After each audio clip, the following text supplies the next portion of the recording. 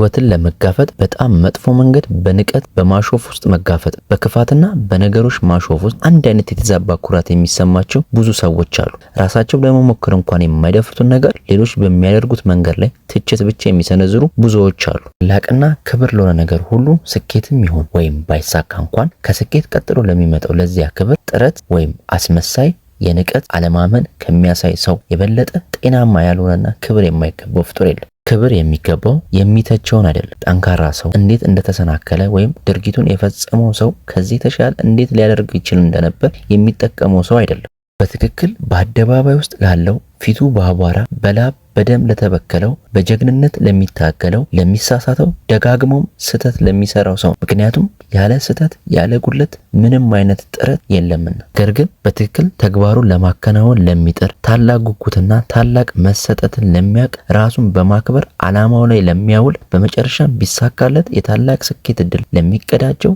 ቢወድቅ እንኳን ቢያንስ ታላቅ ነገር ደፍሮ ለሚወድቅ ሰው። ስለዚህ የሱ ቦታ ስኬትም ሆነ ውድቀትን ከማያውቁት ከነዛ ፈሪ ነፍሳት ጋር በጭራሽ አይሆንም።